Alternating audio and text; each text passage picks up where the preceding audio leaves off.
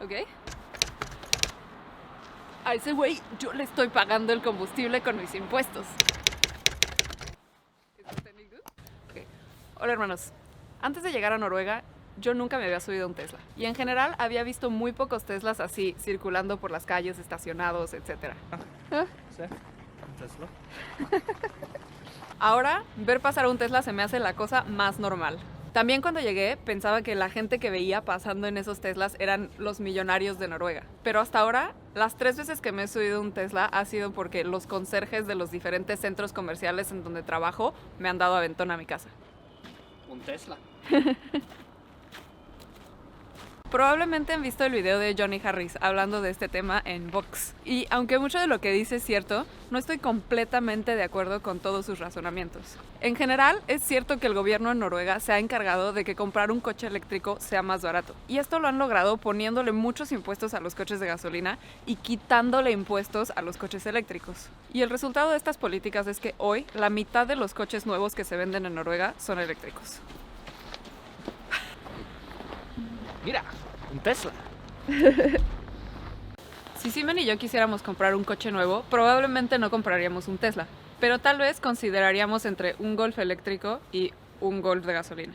El precio de importación de un Golf eléctrico es 326.000 coronas, mientras que un Golf de gasolina manual cuesta 217.000 coronas. Pero el gobierno noruego le ha puesto impuestos muy altos a los coches de gasolina y le ha quitado el IVA a los coches eléctricos, de manera que aunque un coche de gasolina en el resto del mundo es más barato, para el consumidor noruego un Golf de gasolina cuesta 350.000 coronas, y un Golf eléctrico 335.000 coronas. O sea que en realidad un coche de gasolina en Noruega es más caro que un coche eléctrico. Encima de esto, el gobierno noruego le da muchos incentivos a la gente que compra coches eléctricos. Los más grandes son que no tienen que pagar casetas y que el predial para los coches eléctricos es más barato. Pero también el gobierno ha puesto estaciones de carga como estas en toda la ciudad y cargar tu coche en una de estas estaciones es gratis. Y esto en total hace que si tienes un coche eléctrico gastes alrededor de 23.000 coronas menos por año en la operación del coche, dependiendo de cómo lo uses. O sea que si imaginamos que tuviéramos ese coche por 5 años, comprar un coche de gasolina sería 130.000 coronas más caro. Y aquí es donde no estoy completamente de acuerdo con Johnny Harris, porque él dice que Noruega utiliza el dinero del petróleo para subsidiar los coches eléctricos, cuando en realidad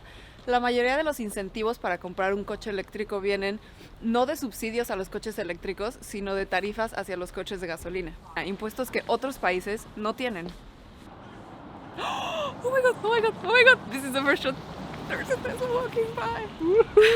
It's not walking, está caminando. Ahí va andando el Tesla.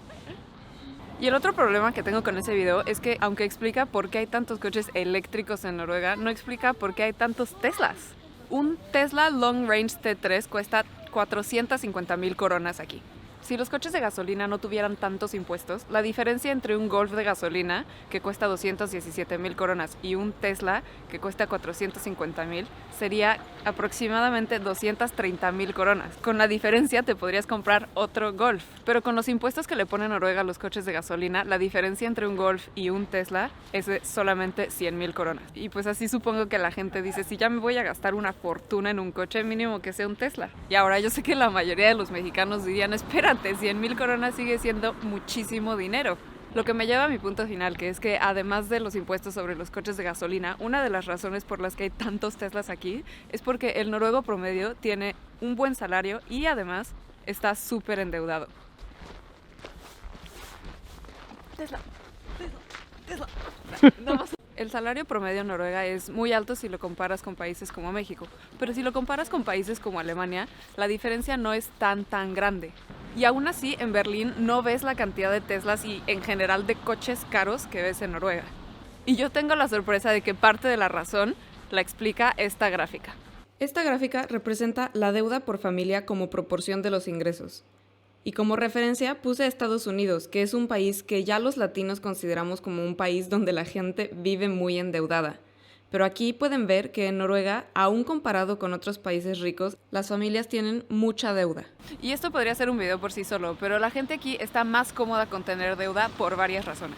La primera es que los noruegos tienen acceso a deuda con intereses bajísimos. En parte porque el gobierno se encarga de que la gente tenga acceso a buenos préstamos. A veces lo hacen emitiendo bonos que no necesitan solo para transmitirle los bajos intereses a la población. Y por otra parte, la gente sabe que si pierde su trabajo, el gobierno va a pagar la mayoría de su salario, probablemente hasta que encuentren uno nuevo. Esas son las razones por las que yo creo que hay tantos Teslas en Noruega. ¿Cuántos Teslas hay en Singapur? Adiós. Adiós.